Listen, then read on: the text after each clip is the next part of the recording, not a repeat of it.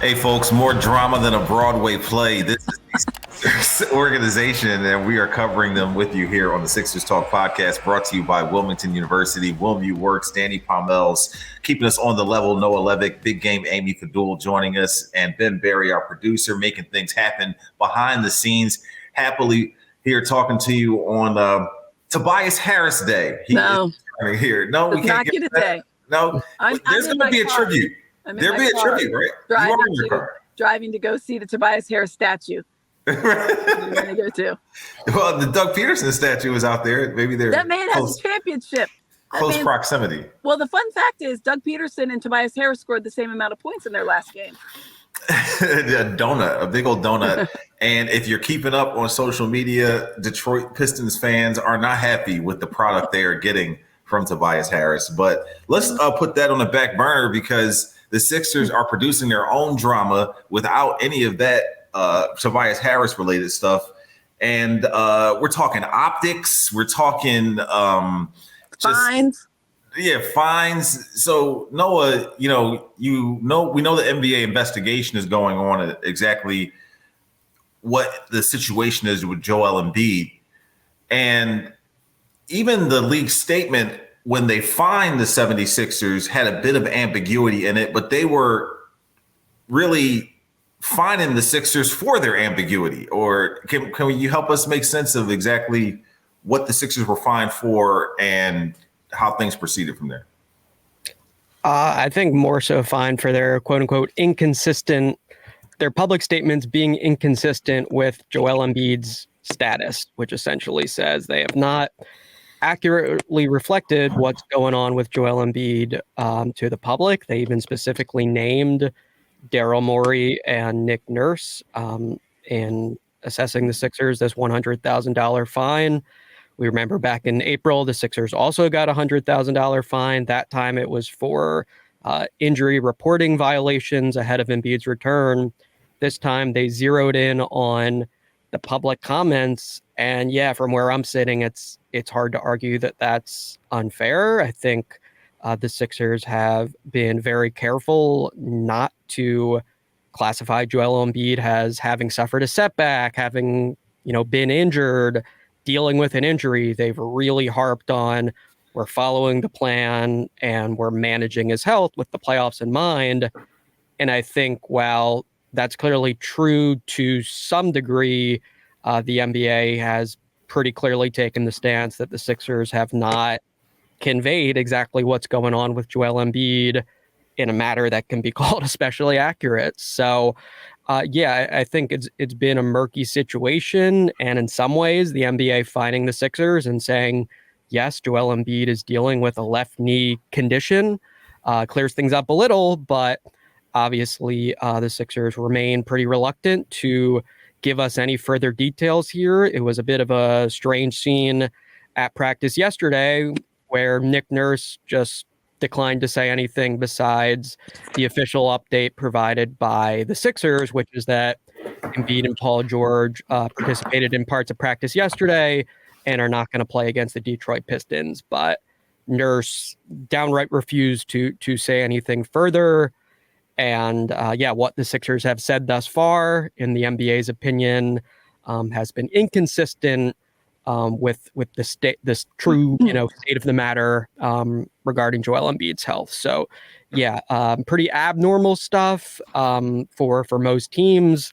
Kind of territory the Sixers have gone down before here, but I think that's how I'd sum it up. Is they have not given the public an accurate idea of exactly what Joel Embiid is dealing with as far as how they've conveyed things through this whole mini saga thus far. Amy and Nick Nurse was kind of short, curt, cold delivering that news yesterday. He was having none of it, trying to focus on the players that were playing and handling business here against the Detroit Pistons. But is there some lack of transparency that the fans and the media need to zero in on here? Do you feel like this is a continued thing with this squad? The sun is really hitting you well here. You got the lighting going. What do you think, Amy? Do you feel like there's some lack of transparency here with the 76ers? Yeah. I mean, obviously, it's one of those things that you're sitting there and thinking, just tell us what's going on. But to Noah's point, like, I feel like they thought that they could probably hedge a little bit and think, oh, if we just say this, this, and this. The league doesn't play that game. They haven't played that game for years. They instituted these new, like, load management type of fines, a couple Player of years participation. ago. Right. Yeah. They don't like that, especially on marquee games. Like we talked about last week on the pod. Don't mess with their national games. The league hates that. Would it have been as hefty a fine if they opened the season against the Pistons and it was on a Tuesday randomly? No, I don't think that would have. But it's one of the top 5 players in the league, a former MVP, and on national television and against the Bucks in a marquee game. So the league doesn't like that. And the league doesn't like this kind of, hemming around and kind of like watching your words. It's not the NHL, and you can't just say upper body injury, lower body injury and call it a day. They don't like that. So I'll be interested to see when the next CBA comes around, what the league continues to fight for as far as the transparency. If it doesn't turn into like the NFL, where it's like you better list everything every single day, and you lock that stuff in, 24 hours before the game, because I think they're going to get really specific. But I see the Sixers' point of view in the fact that they're managing something. They don't know exactly probably, how it's going to turn out, but they know the outcome that they want, and that's a healthy Joel Embiid. And whatever they can do to get him to the postseason healthy, they're going to do. Fines be damned, I guess, in this regard. But it was funny. We talked about how there was no drama on media day. Like, isn't this great? There's no drama with Ben Simmons or James Harden. I missed that day. That was a good day. It was before we knew anything. Yeah, we're not even. Ignorance is bliss. We're not even 4 games in, and we already got all the drama we need for sure. And it's funny because people say like, "Oh, Sixers season has started." I'm like, does it feel like it started? Because it feels like it's still we're in the off season because we don't have Joel Embiid or Paul George. We will get to some basketball in a minute and talk about what has transpired since our last podcast. But you mentioned no Joel Embiid and Paul George. Fans still don't know when they will be out on the floor. They just will be reevaluated later. So still some uncertainty there, just exactly when they'll even be playing or how long they'll be out. So something worthy to keep an eye on. But as we sit at this moment, Joel Embiid has not played a game, but yet he's been the subject of an investigation. He's also got a technical foul to his credit after the Raptors game. And when you look at the video, he's waving a towel. It's not even in the line of sight of, was it the Pacers game? Pacers game. Yeah. Because Andrew Nembhard was at the line, right? And boy, if that indeed should have been called a technical foul in the NBA's view, just imagine the drama if that had been called in the moment. Like, oh my geez, if the Sixers had lost this game for that reason. So I think like ultimately it's something we can laugh about. It's a very minor slap on the wrist sort of thing. But man, the that Sixers could have changed that whole game, Noah. Yeah, right. Is that as funny as Caleb Martin fouling Tyrese Halliburton? Yeah, I mean, the Sixers can laugh about it all. That Caleb Martin blunder was one of the worst you're going to see. And again, the Sixers fortunate that Tyrese Halliburton went to the line with a chance to send it to potentially a good free throw shooter. He's a good free throw shooter. Listen, I wish you guys could have. I wish I was recording what Jim Lynam said. When you saw that play. The coach came out in him in a big way. He was incredulous. I will put it mildly. Yeah, and just so wild to me too, because the Sixers elected not to foul up 3 at the end of regulation, which allowed Halliburton to hit this semi-miraculous shot. And then, they're playing the foul game in overtime. Foul up 3. You don't foul when you're up 2 points. That's nobody's rules. But the Sixers managed to squeak out that first win. Tyrese Maxey got on track, 45 points, and they could leave Indiana with a bit of satisfaction. But yeah, some of those hypotheticals with what if Joel Embiid had been called for a technical foul in the moment for waving a towel, they're pretty absurd. But you want to put it past the Sixers to have just about anything absurd happen to them these days. Of course, the Embiid situation makes Sixers fans dig up video of Giannis Antetokounmpo popping the ref in the butt with the towel and getting no technical foul, but yet Joel Embiid is waving the towel and getting a technical foul. And I just, with these rule changes and adjustments and the player participation policy and all that stuff, it was funny to me that, listen, the players are trying to get used to this stuff as well. Tyrese Maxey in his post-game interview with Kate Scott, and he says, "Oh man, I got a great text message at halftime," and they're supposed to not be on their phones. No, 45 minutes. Single person were like, Mark Jackson was like, "Oh no, he didn't." And I was like, right. Said he was on the text. He's on texted. I said, "Why?" And he goes, "They can't be on their phones." I'm like, "Not even half." He goes, "No." And I'm like, "Oh yeah." No. And then he caught himself. It was like, "Oh." He did. Like, I hope you remove that. I hope you delete that. I was like, it's not. It's live. It's a live interview. It is. I felt so bad. I think it's 45 minutes before and after the game is what they're looking for. But no, crazy Noah to have that. Let me ask Noah this. Why, Noah? Why? We can't trust these grown-ass men to not text or tweet. Like, what are we doing?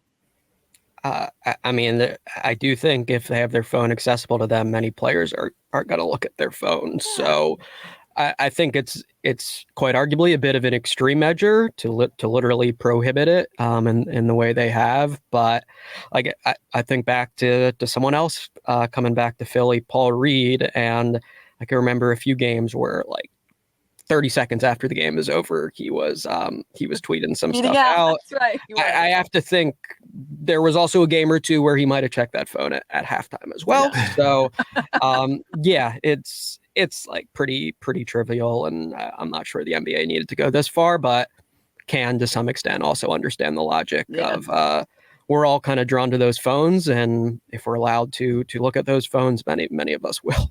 Yeah, that's a good point. I think the out the mud text would become or the tweet would be 45 seconds after the game ended. Yeah.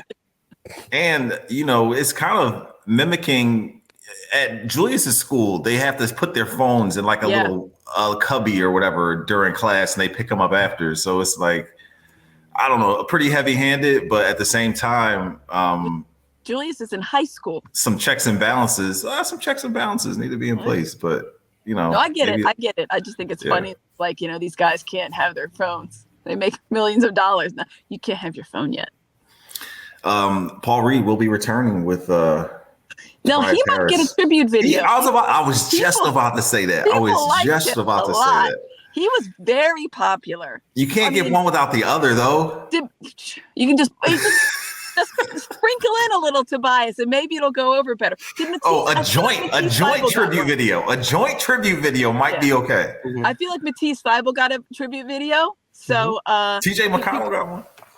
People really like TJ McConnell, and rightfully so. We just saw that last year. Like, could have used the TJ McConnell at times, I feel like, in the last couple of years. But no, the only way Tobias gets a video. Oh, and Noah, I told Noah about this, but there's a cheesesteak on the line. No, I'll remind you, between Danny and I say no video for Tobias.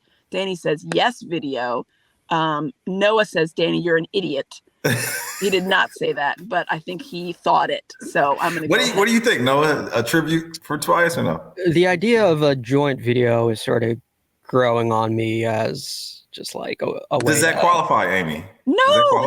If it's a joint? That's like when your mom's trying to get you to eat vegetables and she sneaks it in. You didn't eat the vegetables knowingly. When you put your dog's vitamin pill in their food, in the peanut butter. They just think they're getting peanut butter. They don't think they're getting their allergy medicine.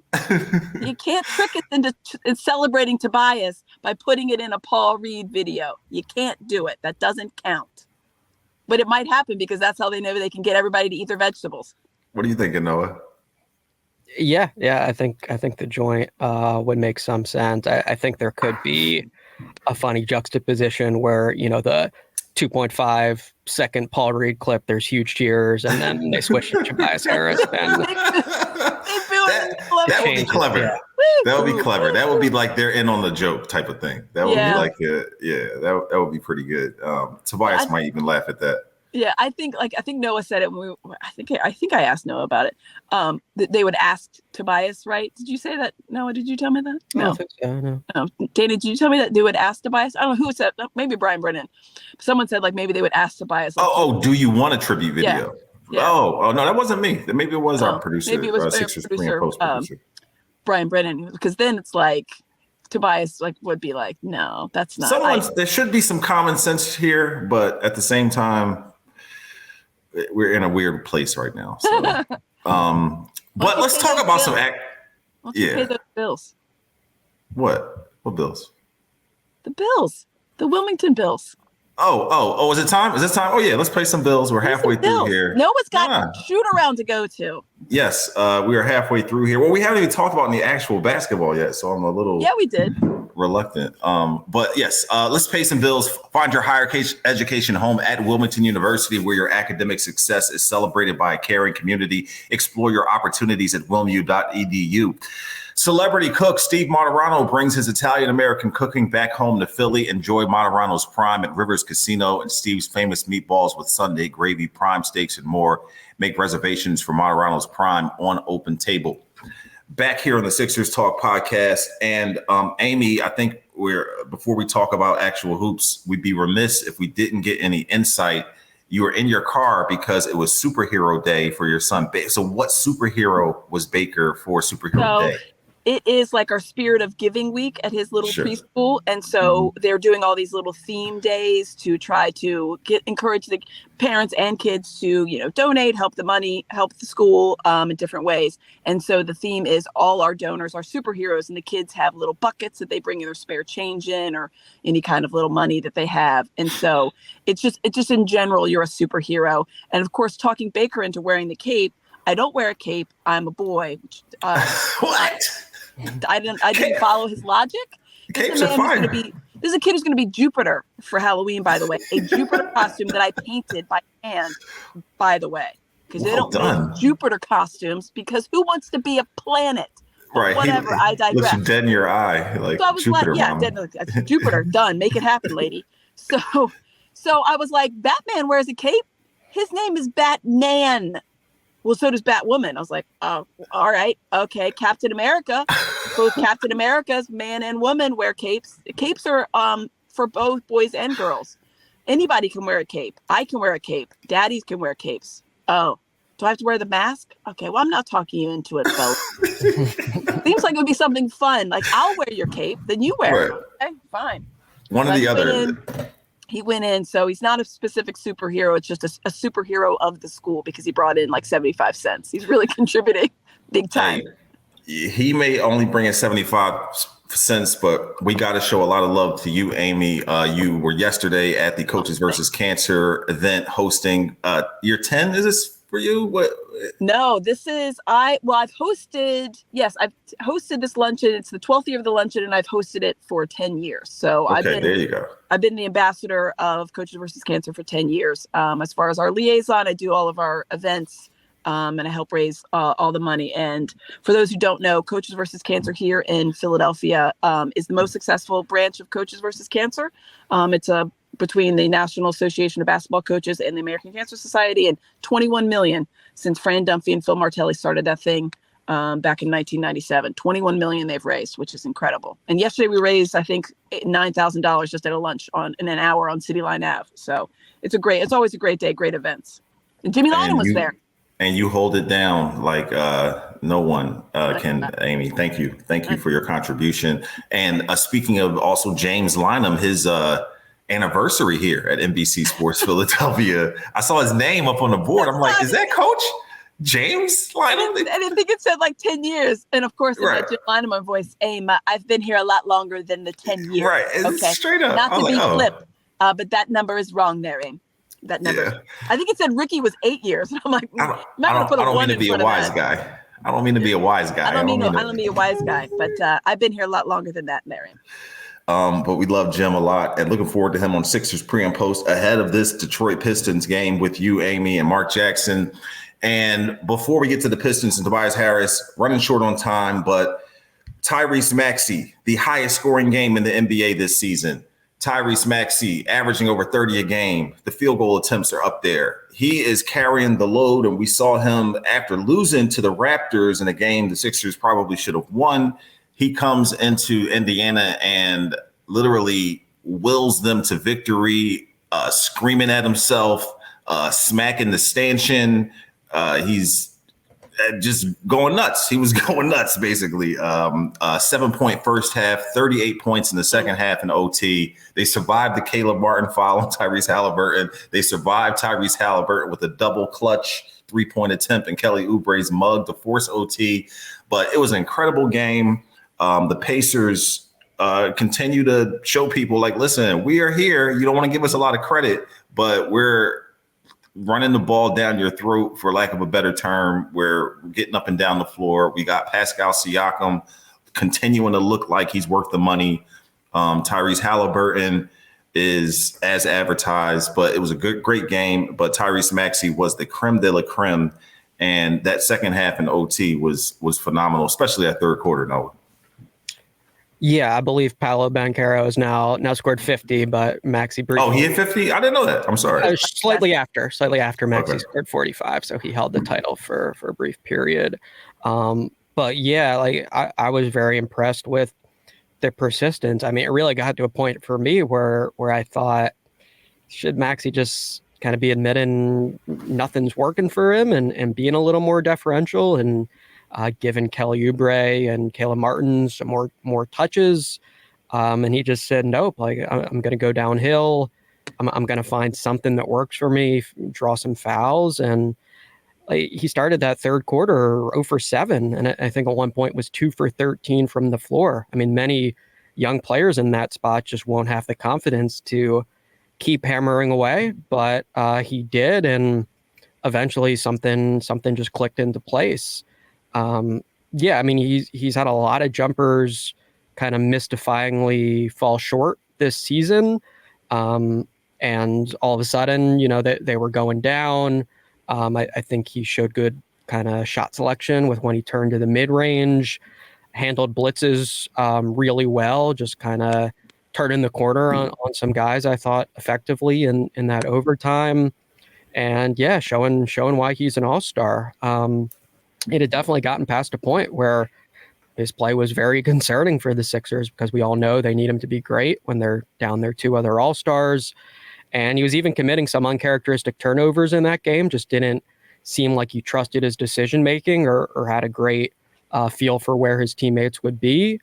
And he's evidently the kind of player where with a snap of the fingers, everything can change and he can become an AA plus sort of star for you. So I think it was a big deal that he got on track. And as we said, the Sixers came awfully close to losing that game for a wide variety of reasons, including an unwise challenge by Nick Nurse. Oh my gosh. Yeah. Because then the new rule by the NBA where you can look at fouls that were committed. Not only not get the ball, but they gave the ball. Right. I was really surprised he challenged it because it did seem obvious that that was kind of under the umbrella of what approximate foul is.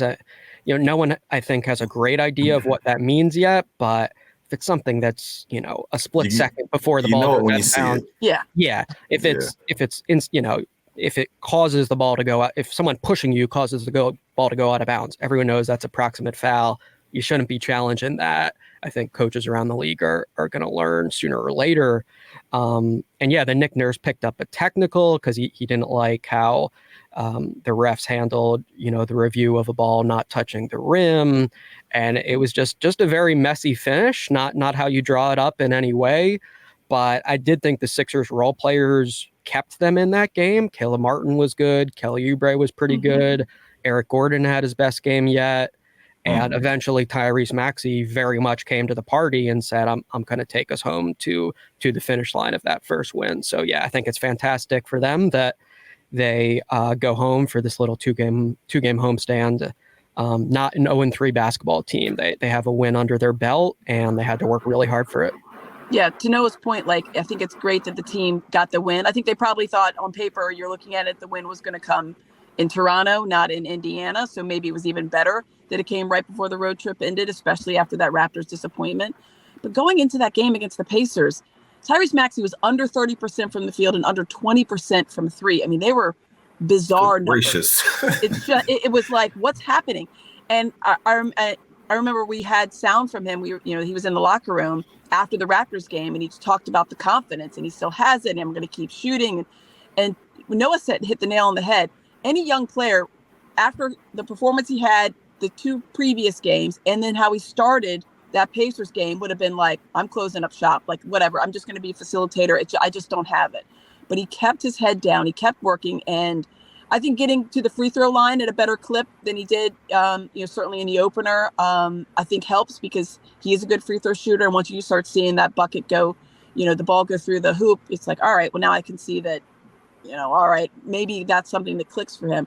But the 38 points after having 7, I think I saw, Noah, you can fact check me on this. I think I saw it was like the most since Maxey did it like last season, as far as from the first half to the second half for the Sixers. He's got like 2 of the 3 records as far as most points after halftime, as opposed to the first half with 38. So I can't remember what it was. Sixer Stats tweeted it out. I can't remember what it was, but I know he had the previous one with 35. So for them, I think it shows that they need everybody and they need a good Maxey. But I mean, his shooting numbers, when I pulled that up, 20% from 3. I mean, this guy's a 40% 3-point shooter. So for him, I was just happy that he finally, saw the ball go through the hoop. And listen, shout out to Ricky Council, because Tyrese said that Ricky was in his ear, like, bro, come join the party. Like Noah said, you need to.